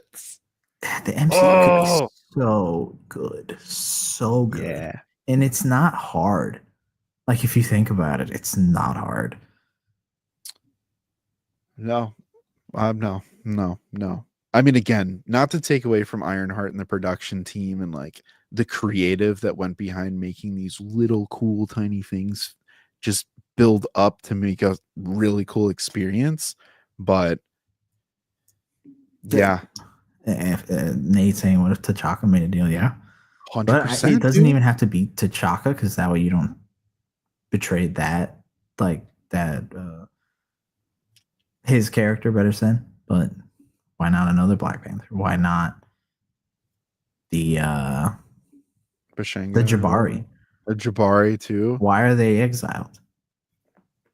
You can explain why there. Yeah. There's ways to connect all of this. All of this really well. Did he go to Wenwu? Honestly, and it's not. There's one part of this too that I think is cool with Mephisto's power set to like where these stories and what if scenarios feel really good. He's not doing anything for you, and he says it a couple times. I'm giving you the tools to achieve what it is that you want, that you deserve. It's not what you want; it's what you deserve. Mm-hmm. Yeah, and when would we reject that type of mentality, though? Yeah. But again, even all those things as they come together, if it would just help establish and further who these characters are, whether it's an accept or reject, one way or another. Like, get my guy in space too. I don't know. The possibilities are endless, but like, please give us more. Please. I'm holding out. I'll Yeah, shake hands you'll with shake him. a hand. Yeah. I was gonna say I'll shake a hand. It's something I won't miss, you know. if you see stuff coming here, then I mean, Get them you guys, Caecilius eyes, bro. yeah, you guys know what happened, everybody. They're like, is Hero okay? It's like, Oh, you're gonna have like tattoos like all over the place and be like, what happened? yeah, and be like, why did you get like a whole back piece? And it's like, don't worry about it. Don't worry about it. Just dark energy just consuming Yeah. my body, but sure. Yeah, don't worry about it. Oh, awesome. Yeah, but Ironheart, great show, great series. Genuinely, go watch it. There's so much that we didn't get to talk about Yeah. that we could, between Ezekiel Stain, who felt awesome, and again, great connections to the MCU. The Hood, who felt cool too. Anthony Ramos doing a good job with him. Yeah. The whole cast and crew, honestly, 10. Just props to you. Go watch it because it's fun, and it's different, and it's unique. It's everything. It's MCU. You can want. Yeah. It's MCU. At its best. Yeah. Yeah. Big props. Big props. We'll Discord, I think we'll take our rankings there. I think Thwip, you kicked it off, but I think throw in there. Join our Discord. Go in the Marvel chat. Yeah. Drop your favorite live action Disney Plus shows. Where does Ironheart fit into that rank for you? Top 5, top 3, top 10. I don't even know if we have 10 off the top of my head, but still, it's top something. It's top something. Let us So know. we'll definitely keep talking about it as the weeks continue as well. Especially once SB sees it, I'm sure he'll want to get some thoughts out too. So we'll have that. So stay tuned to the socials. Stay tuned to everything, because we're going to be dropping, like we said earlier, Superman coming out super soon, super soon, Tuesday, not that far. So be on the lookout for that, because we are going to be posting like instant reactions out of the theater. No spoilers, but we'll be posting instant reactions. And then remember that next week, no live stream. Yep. But you will be getting a Superman review. Yeah. Either that following day or Friday. I think we can definitely lock it in by Friday, the non-spoiler, and then the spoiler over the weekend. And I think one thing to that point is, like, I know you guys are probably going to see spoilers because it is one of the biggest things like of this generation. So if you stay off socials, great. We just want to respect that. We don't want to be the first on your timeline when you open up something to be like, spoilers. Yeah, so, 0.3. Dang it. Yeah. Stupid 0.3. We'll give it the weekend. You know, not everyone does it, but we want to respect it. And, you know, we appreciate you guys, and we want to talk to you together. So the following week, stay tuned, because we're going to have to talk about it over and over again. But if you do want to talk about it as soon as possible, be on our Discord. Yes. Like, because genuinely, like, not even trying to plug it at that point to like plug it, but no, we will be talking about it so much there as we all watch it. So if you want to be a part of that conversation where we can let loose and just let all of our thoughts go, definitely be there for that. Yeah. Love it. We appreciate y'all. Thank you, everybody. Yeah. 3 most important things that you got to keep doing. It's going to be superhero theme. It's just a good time. It's a great month to be a superhero fan. So definitely make sure that you're going to keep watching superhero content. Keep reading superhero content. That's probably first and foremost. Keep reading, y'all. Keep reading. But keep expressing, keep nerding out. We appreciate y'all. We love the point through people. Massive week coming up. Massive week. We spent almost 2 hours giving you just the tip of the iceberg. Tiny. We could live stream for 24 hours, but we could live stream from now all the way until the release. Probably. But again, we appreciate and love y'all. Enjoy, stay safe. Get out there, go to your theater, support local, chat with your friends, get people excited about it, because Superman Fantastic Four, it's gonna be an awesome time. And we'll see y'all in the next one. Peace out, everybody.